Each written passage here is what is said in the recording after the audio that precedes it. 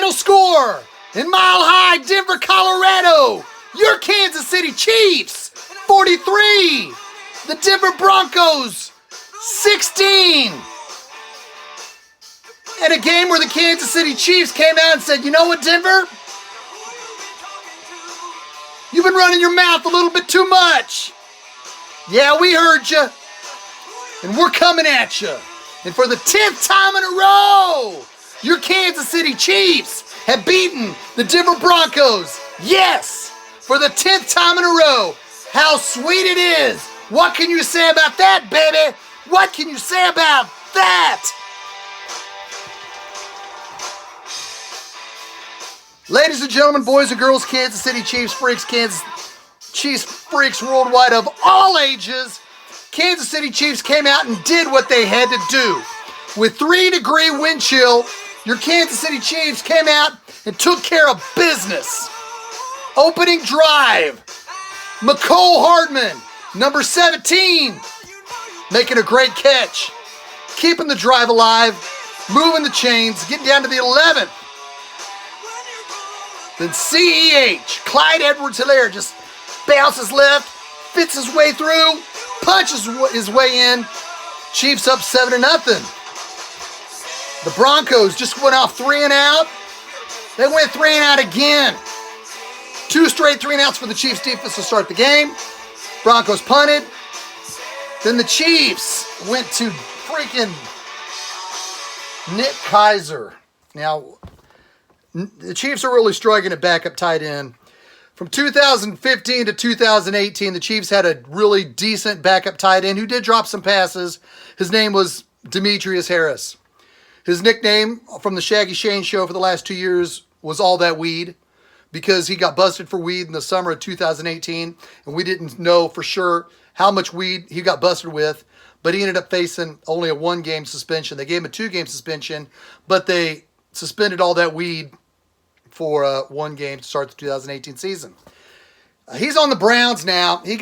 We cut him after the 2018 season, and the Chiefs missed All That Weed this season. We miss All That Weed this season. I'm not going to lie. It would be great to have Demetrius Harris on the team. Granted, last year the Chiefs had Blake Bell as the second-string tight end, and he was adequate. And the reason why I'm bringing up the situation with the backup tight end is Nick Keizer fumbled the football. Really brought the Broncos momentum because they were dead. They went down the field and scored on a quarterback sneak. Long story short, I'll get to my negatives later. Let's get back to some good things. There's a lot of good things happening in today's game. With the Chiefs protecting a 10-6 lead, Daniel Sorensen. Dirty Dan, they call him. He bleached his hair. Now he looks kind of like a combination of Sting or Billy Idol from the 1980s, so he looks a little different. He's bleached blonde now. But we couldn't see it underneath that helmet, and we didn't need to see what color his hair was, as he made a 45-yard pick six, made the move. Spagnuolo called a blitz. Drew Lock got rid of it. It was the right thing to do. He makes the interception, blazes into the end zone for a touchdown. The Broncos go down the field, kick a field goal, now it's 17-9. The number 13, Byron Pringle, gets the kickoff. Follows his blocks, catches right through the seam, busted down the field for his first kickoff return for a touchdown, 102 yards. Pringle inserted into that role now that McCole Hardman is having a more of an expanded role in the offense with Sammy Watkins out. But Pringle's been clutch as a wide receiver too. But props to freaking Byron Pringle for taking it 102 yards. He took it 102. Chiefs really took control of the game at that point. It was now 17-9 or 24-9. The Broncos moved the ball quite a bit. Philip Lindsay had 9 carries for 80 yards. But Dirty Dan, I'm going to give the game ball to Dirty Dan. Here you go, Dan. Take it. Take it. Take it. Take it. Dirty Dan with the play that gets the game ball. With the Chiefs up 10-6, he has a 45-yard interception. With the Chiefs up 24-9 with 2.5 minutes left in the first half, Dirty Dan saw Philip Lindsay busting loose for 7. Dirty Dan went up to him and said, "Bam!" Philip Lindsay was knocked out. Now, I don't take pride in players getting knocked out, but it was a legal hit by Dirty Dan. It was solid. It was shoulder to shoulder. Lindsay didn't come back in the game. Dirty Dan gets a game ball.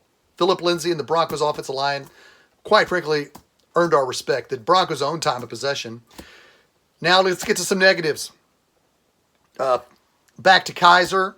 He missed a block. The very first play of the second half, man. Nick Kaiser just ignored the blitzing linebacker from Patrick's, right in front of Patrick. Patrick was looking. He was looking, and Kaiser just whiffed on his freaking block, and the freaking Broncos defender nailed him. They were getting after Patrick, and a lot of that was because Nick Kaiser was missing the blocks. We need a backup tight end. Ricky Seals, Jones, Smith, Jackson, Johnson. I know he's got a lot of names, but he's only been on the field once.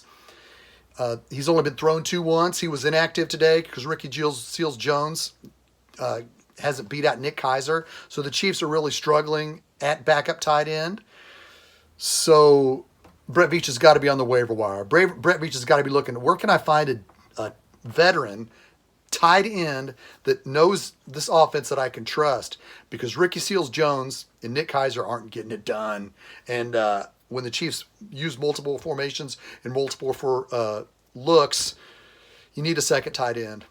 The only second tight end that's been worth a damn all season has been one play when Eric Fisher lined up as a freaking tight end and caught a touchdown. Do we have to freaking run Eric Fisher out in routes so we can have a second tight end? That's not a good idea. It was sexy catching a tight end, having Eric Fisher line up as tight end to catch a touchdown, but Eric Fisher's not going to be the Chiefs' second string tight end. Veach, I need you to get on the horn, look around, the trade deadline coming up. But back to the Chiefs' success. Well, one more negative. I hate being the guy. Harrison Butker missed another extra point. His fifth missed extra point this season. He hooked it. He's back to hooking. Butker is back to hooking the extra points. Last week he shanked an extra point because I said, why do you keep hooking extra points, Butker? Can't you shank one? And last week he shanked the extra point, and now he's hooking. He's back to hooking. Come on, Butker. Clean it up. No more hooking. You got to get it together. Harrison Butker had a 77% extra point average going into today's game, which is the worst in the National Football League. He did not help out his cause. Like I said last week, I think Harrison Butker is going to be paid a lot of money to be a dome kicker in free agency, but we're not there yet. We're going to need you, Butker. We already got Brett Veach out there scouring the waiver wire for maybe another offensive lineman, even though Rankins is coming back, but for at least a backup tight end, because Kelsey's got no backup. We could use all that weed, Demetrius Harris, but he's on the Browns. We could use Blake Bell, but we let him go to, I don't know where in the hell Blake Bell went. Blake Bell went somewhere else. He left. He got his 1 year with the Chiefs, won a Super Bowl, and went somewhere else as a free agent. I think he went to Pittsburgh. But we don't have Blake Bell or all that weed backing us up at tight end. So we're going to need Brett Veach to scour the waiver wire for a tight end, because Kelsey is a one-man tight end machine on a highly potent offense. Le'Veon Bell came in today. Let's look at these stats, baby. Let's look at these killer stats for your Kansas City Chiefs. Le'Veon Bell had 6 rushes for 39 yards. He looked like he's getting a feel. He looks like he's ready to take that role, splitting time with Clyde. Clyde had 8 for 46, that 11-yard touchdown run. McCole Hardman was the leading receiver in yards. He had 2 receptions for 57 yards. Tyreek Hill caught a 10-yard touchdown pass from Patrick Mahomes. He had 6 for 55. Nick Kaiser had 2 for 36. He fumbled one. He caught the other one. Travis Kelce had 3 for 31. Clyde had 1 for 17. Chad Henne got in and mop up duty and scored a touchdown. And all in all, you take this win. When you win 43-16 on the road, you take it. You look at your opponent and go, you suck, Denver. But you take these wins on the road, especially in the division. The Broncos lost to the Buccaneers. Our cheering for the Buccaneers is over if you're not from Tampa, because the Buccaneers beat the Raiders, the Chargers, and the Broncos this year. So any cheering for Tom Brady is done, like I said, unless you're from Tampa. But we are going to be looking forward to the next week. I know there's been some criticism on McCole Hardman. People think Brett Veach screwed up because the Chiefs took McCole Hardman over DK Metcalf. I will say this. If the Chiefs drafted DK Metcalf over McCole Hardman, the Chiefs don't come back and beat the Houston Texans in the playoffs. If the Chiefs don't draft McCole Hardman over DK Metcalf, then you're going to see the Chiefs not probably win the last game of the season, regular season, against the Chargers. Mecole Hardman is a threat. You want Mecole Hardman as a threat because opposing cornerbacks respect his speed. Would you like to see him more stats and more yards per catch and yards average? Yes, you would. But the cornerback's got to freaking respect Mecole Hardman, so it opens up everything else for the Lizard King, Sammy Watkins, when he's on the field. Byron Pringle, Tyreek Hill, Travis Kelce. The Chiefs need these wide receivers. So lay off the criticism of Mecole, all right? Yes, Russell Wilson's having an MVP year with Seattle, and DK Metcalf is the man for Russell Wilson, but you can't square peg a round hole. You can't say, well, what's good for them would be good for us. Mecole Hardman is the guy we want on this offense because he's freaking speedy. I've seen the criticism out there of Brett Veach. You don't criticize Brett Veach for taking DJ Metcalf or taking Mecole Hardman over DJ Metcalf, all right? Now, the Chiefs, next Sunday, host the worst team in the National Football League. The spread should at least open up at 14. It'll probably go higher. But you got to stay focused. You got to respect the opponent.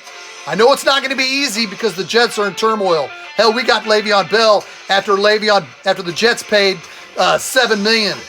The Jets are paying Le'Veon Bell $7 million this year to play for the Chiefs.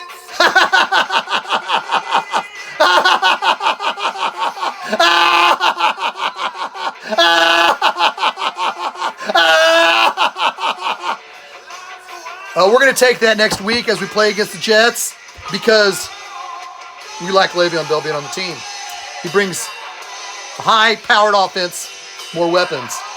Breaking out the number 50 for Willie Gay. Willie Gay, yes, folks. He got his first start in the National Football League, so that's why I'm wearing the number 50. Until next Sunday at Arrowhead, it's only 4 miles from my house, which you know is only a short drive to the countryside. Where you going? You can't run and hide. So many questions. Questions like, man, what is wrong with Harrison Butker? Shake it off, Harrison. We need you. Get with it. Straighten it up. Don't hook it and don't shake it. Till next Sunday, it's Shaggyshane saying, go Chiefs!